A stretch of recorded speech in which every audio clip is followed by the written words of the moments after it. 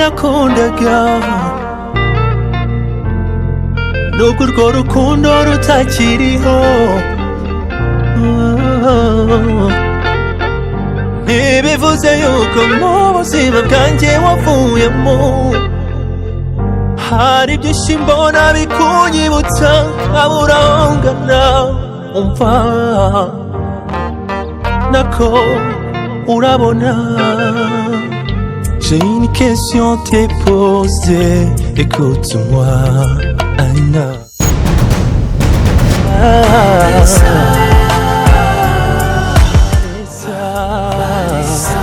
Vanessa. Mwana we umwana wanjye yapfuye. Gere birumvikana ntabwo abura kudahangayika.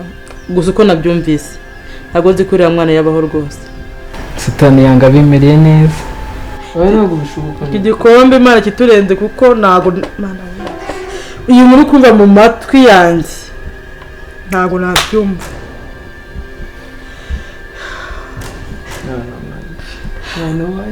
Ntabwo nabura umwuzukuru ngo bishoboke ibi. None imfura yanjye. Ariko reka dutegereze Vanessa asa tubwire uko byagenze. Wamenya ariko Imana imbabarire nyaturure. Vane Chara igira hino. Mubuze bigenze gute? Reka murebe. Vane Vanessa bigenze bite? Ese ko nta kintu tubwira uwo uryama gusa. Mama karani Cyacubira nanjye uti pamwe byanjye ndivuye. none se byaramye neza neza. Oya ntabwo bishoboka. Vano wazajya umvuga inkuru neza bimeze bite? Nta n'ikintu na kimwe bakora byiza kugira ngo umwana asure. Bagira ikintu bakora baramira ubuzima bw'umwana. Twatinze kumujyana kwa muganga yavuye cyane. Ntabwo byo bintu byashoboka. Twabaho gute? Kuriya mwana rero wabitumye tuba muri runo rugo rwabaho gute? Ntabwo bishoboka. Ariko kubera iki gihe cyose ahantu maze umugati ntabwo ibyo byose ngo urengiye gushati.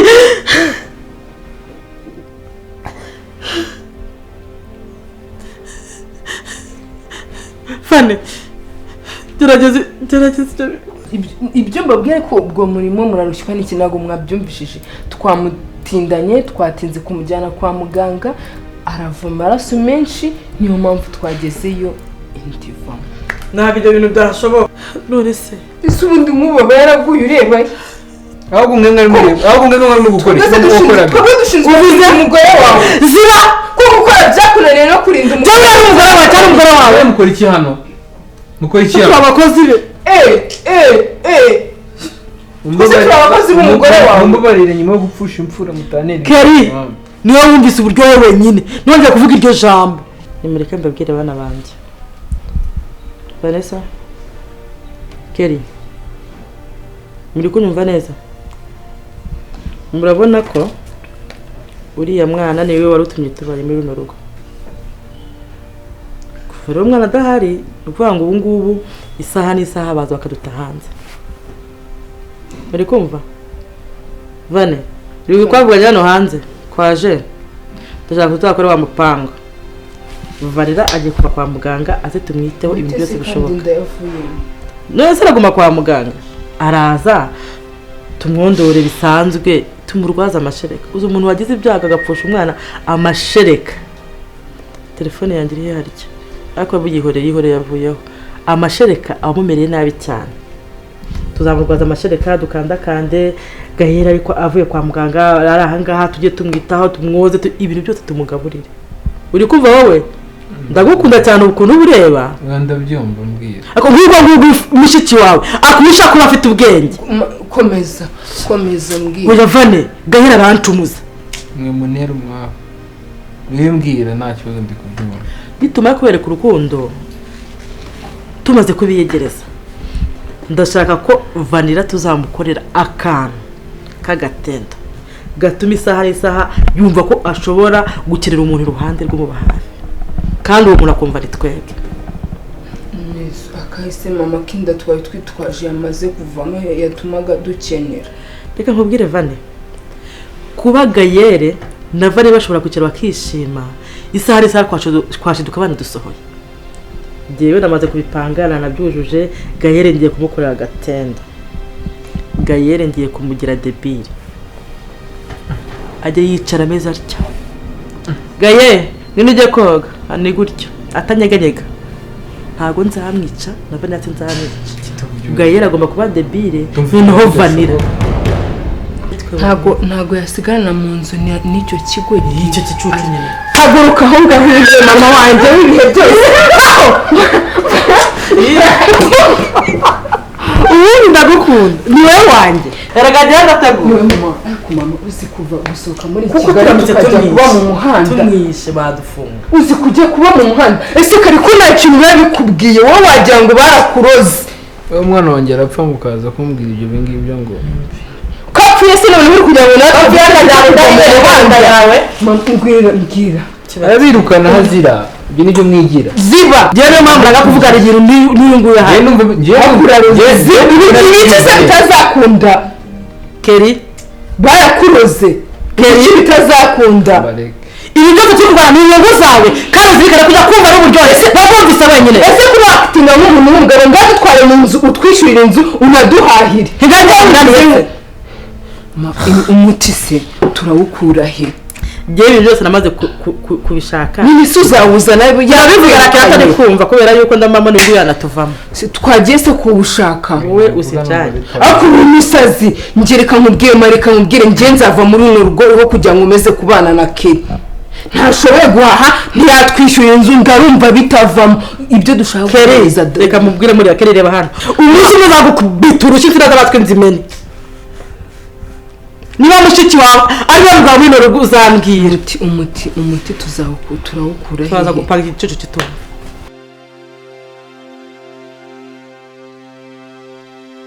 Bro, thanks for the rift. It's fine, sisi nta kibazo. Waje kwanzika dusura ukanasuza n'abandi mu rugo.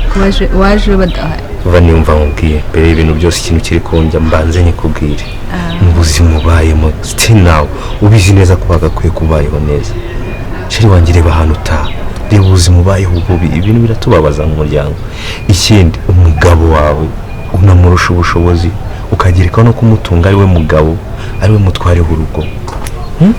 Kweli ubuzi warikiye ejo ntiwambwiye nkumva ntabwo wumvishe kuko iyo warumvishe uba warahinduye mind hindura mind ntabwo ibibazo byose kuba biri kuba ni ingaruka zo kuba warahisemo nabi ugashaka urushako rubi ruzatuma uhangayika bro twumvikane sibyo urega ubuzima ntabwo ari twe tuba twarahisemo rero n'ubu mfite ntabwo ari wahisemo kubaho kuriya niyo mahitamo yanjye namukunze uko ari life ye uze natwe tugushyire mu buzima bwiza uve muri ubu buzima wasanze njye narwaye bwakira rwasanze narananutse cyangwa narabaye nabi ariko ibibazo kuba ibintu biri kuba indikavamo ibintu byose ukarinda umera gutya no kubera kubayeho mu buzima butari safe tutizeye tudafite security ubu nibwo buzima nahisemo ngenda mukunda amesheje amahoro mbayeho neza ako sinajya ngo njye kwirirwa nshaka n'abari abakire birirwa bandaza ijoro bro mbayeho neza Gael amaye amahoro amaye mva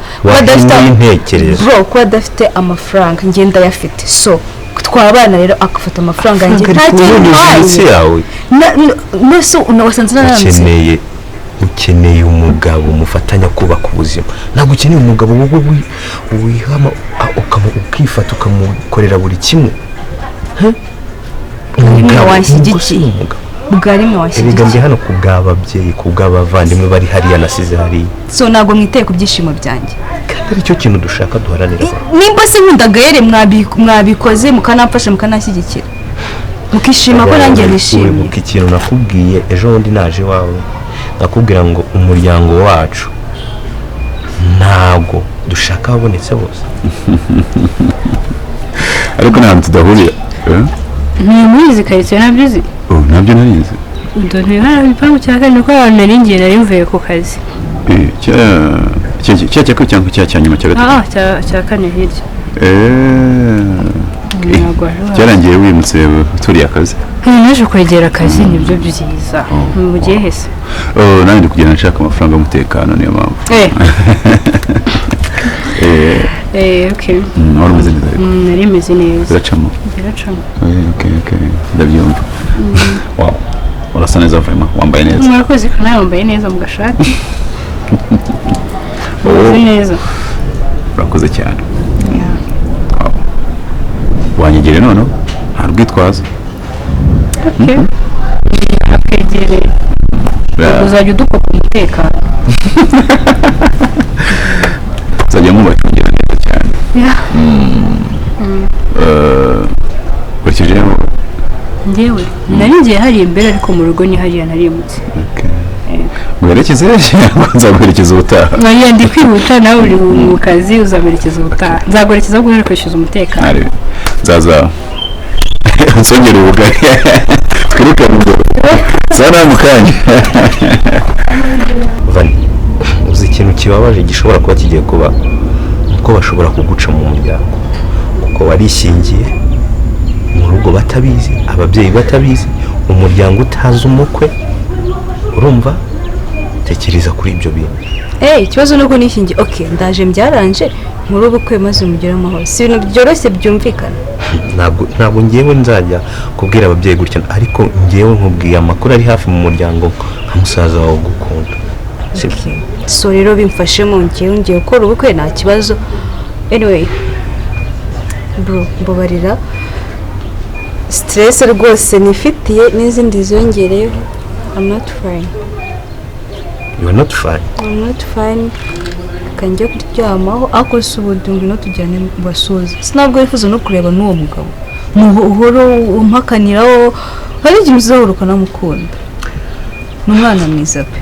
Arahari. Okay, it's fine. Twahike kamusuze. Okay, wow.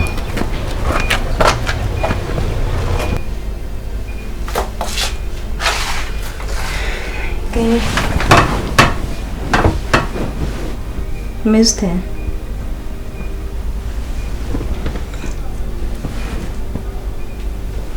Okay.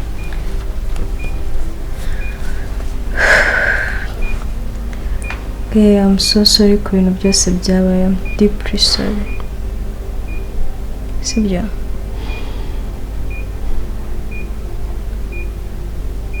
I'm so sorry.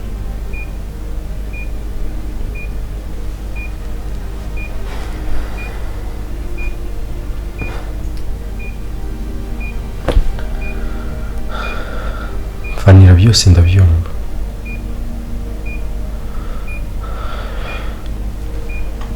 Ibintu byabaye ntabwo nakurenganya kuko ibyabaye ntabwo byari byapanzwe ndetse nizeye nashidikanya ko bitazongera kubaho.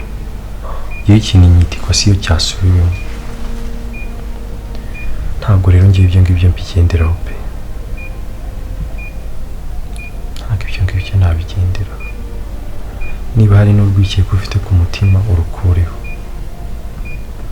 Nta kibazo rwose. Urambabariye. Bikongera kubimbaza. Bikongera kubimbaza.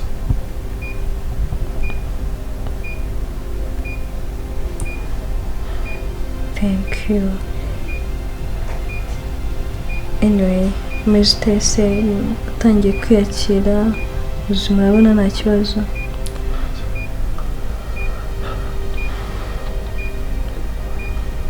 Nta kibazo. Nyine ni gake gake. Ntabwo ndamenyera neza ariko biri kugenda biza.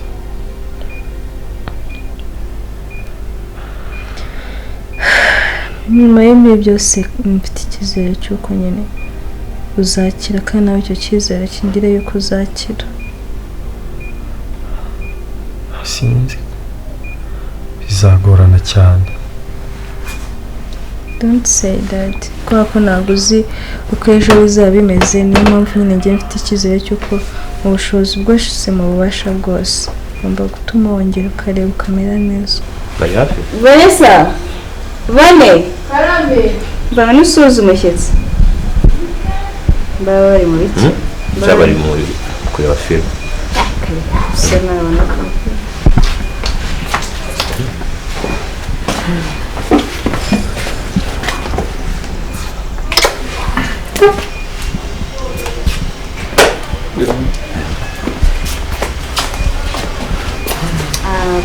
ari brother wanjye kandi nakubwiraga nayo ntegereje.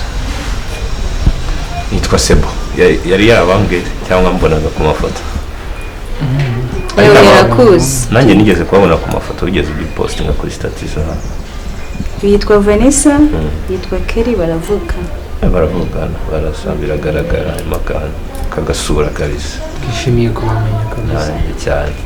natwe turi inshuti na Vanilla cyane ikindi ntabwo ndumva byararenze ubushuti twabaye Family. mu birango Thank you kandi kuba muba hafi urabona twebwe tuba turi hariya tumuba hafi kuri telefone ariko iyo ubonye abantu baba hafi y'umuvandimwe wawe wowe uri kure biba ari byiza. Ahubwo Vani uzampange muri iminsi nsigaranye mu minsi 2 yanyu dushaka ukuntu twasohokana tunamenyane birushijeho. Ibyo byaba ari sawa cyane umuntu anabashimira sibyo? I like it.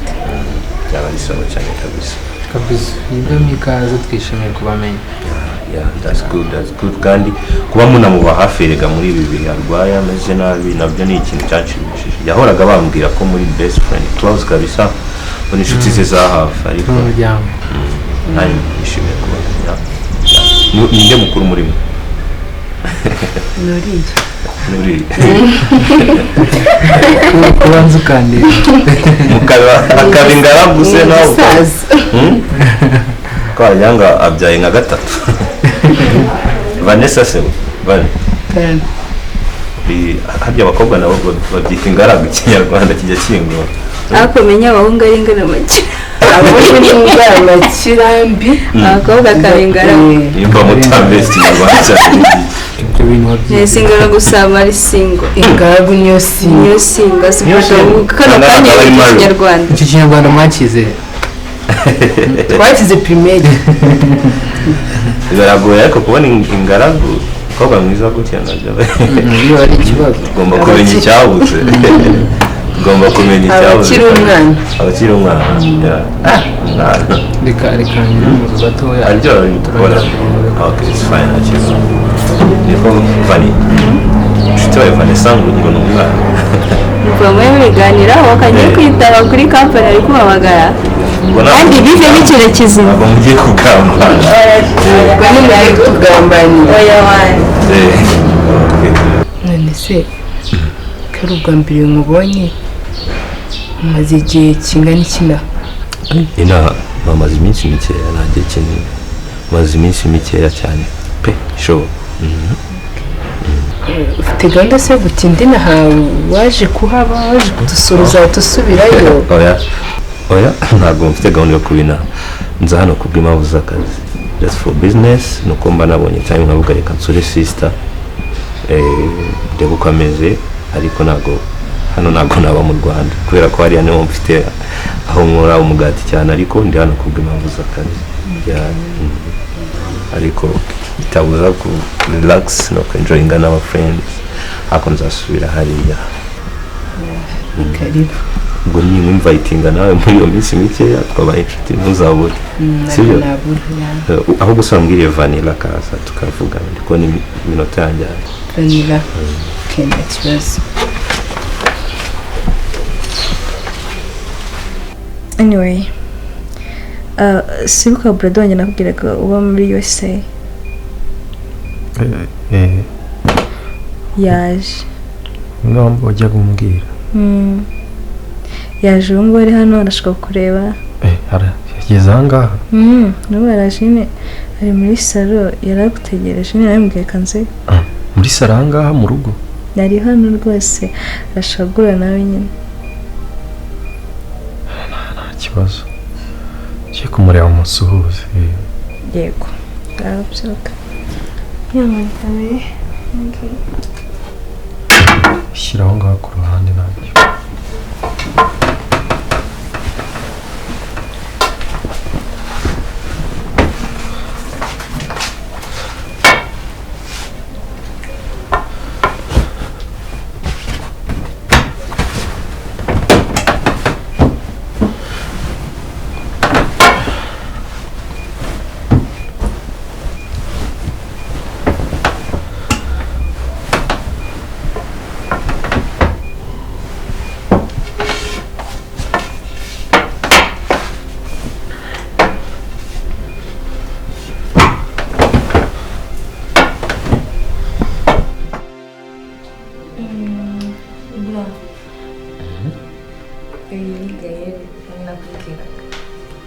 Iki? This is Gael, my fiancé. Gael? Gael wambwiraga ko afite position imwe se afite icyo kibazo kameze. Gael bite? Bite? Amakuru katansuhuza se. Afite icyo kibazo? Nakareba. What? Yagize impanuka. Ngo iki? Right, Gael, we need brother wanjye. Numvise nabari. Uyu niwe Gael umufiance wambwiraga. Yagisha nyine yagize ikibazo. Nta nubwo areba. Yakoze impanuka. Ubu ntabwo areba. Uyu mwana. Come on bro. Vani, urabizi. Sinaguhereza nawe turi kumwe ari hano. Ibi nibyo nakubwiraga. Ibiki se wambwiraga? Si umuntu se. Nta uyu usafite imyaka ingahe? Ubu se yavuga. Bro wacishije make y'ukuma. Come on. Uyu mwana uyu utareba. Ni impanuka. Azamuhahira gute? Uzamuhahira mpaka? Mfite amafaranga yanjye. Sibyo? Ufite? Amafaranga. Ubu uzazana umwuka w'umuntu mu rugo iwacu. Ubwo rugo uzabukorera kwande? Ninde uzagusohora? Ninge uzagusohora? Ninde uzagutanga? Wacishije makeya. Ese urumva bwo kunsebereza imbere y'umufiance wanjye birakumarira iki? Fiance umwana ufite imyaka ingahe umuntu utareba akora iki? Bro wambabariye. Akora iki uyu nguyu? Wambabariye kuko anyihanganire ibyo mvuga ndabivuze nawe ahari ariko abyumva. Wanga amazimwe abantu bahabona. Wowe Gael ibagirwa mushiki wanjye. Akwibagirwe cyangwa wibagirwe family. Wambabariye kuko kanyumvise nta nubwo mushaka kwishimira amahitamo yanjye. Urugo rwanyu nani minota 10 na narumara. C'est bon. C'est bro wambabariye kanyumva. As they were a year ago, but all will be okay. I move on each and every day. The past is where it stays. Way back a year ago, I've changed for the better this time. I thought I would never be fine. I strive just to say I'm alright. And for the first time in a long time I'm alright. I've seen a lot of change, been through a lot of pain. Vanessa, Things are not the same. mbabarire kuri ibi ngibi byambaye. Nta muntu utabaho mu mpanuka nagize. Kandi kuba ndi umukene sinjye wabise. Icyo ngusaba rero, igihe bamwe mu muryango w'iwanyu batanyishimiye cyangwa bagututse kubera njyewe, Vanessa, jya umbabarira. Ibi byose nanjye ntabwo ari njye. Byarangwiririye. Ukuri ndagusaba imbabazi mbabarira. Don't say sorry, it's okay. It's okay.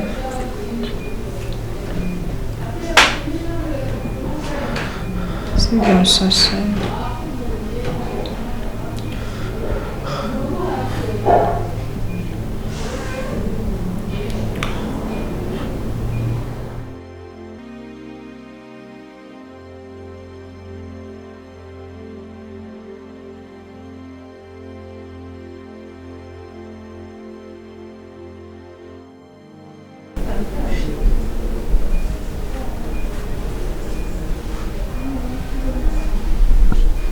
ndabona nta muntu uhari.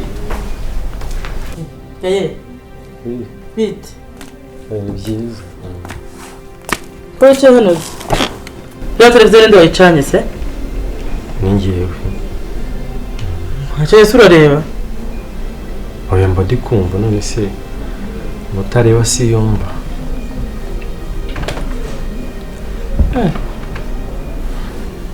Amakuru se bavuze bibiki?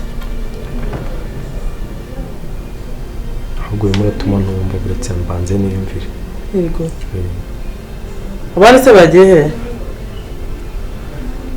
Rega nanjye mbyutse mu kanya mbyutse nsanga nta muntu uri mu nzu.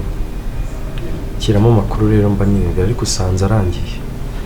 Okay. Vanessa. Wese uvuye? Nagiye kureba mudugudu yanshakaga. Bambwira ukuntu nyine tugiye kujya twiteza imbere duhinga nyine turimo tw'imboga mu ngo. Ese wamfashije ukanzanira amazi yo kunywa kuko birangora hariya kujya kuzana amazi. Wamuzanira amazi yo kunywa. Amazi yo kunywa? Akonje cyangwa ashyushye? Muzanira akonje. Okay.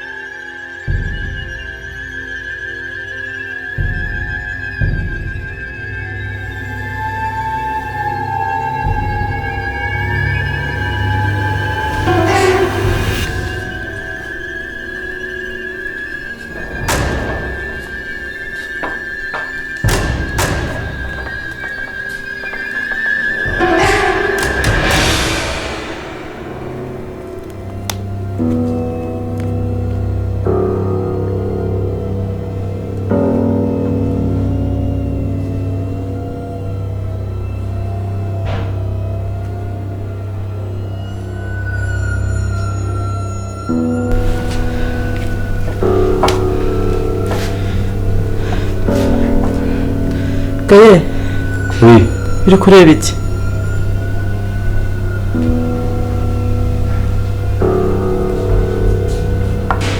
Nyine tambuka uzinywa amazi nayazanye akonje.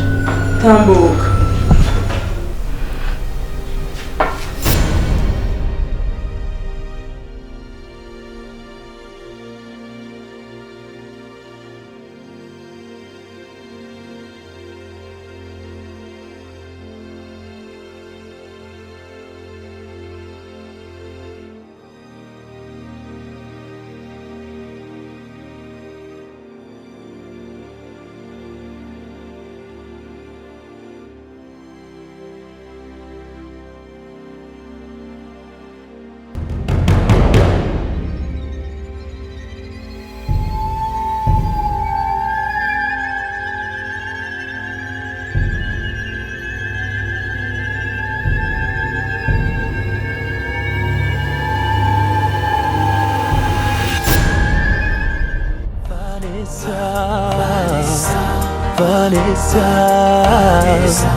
Vanessa. Free production. Nawe niba wumva warankundaga by'ukuri yo fata umwanya utera intambwe usange usindagize hoya darling mukuri ntago mfite nta ubuzima amakosa yanjye yose ndayemera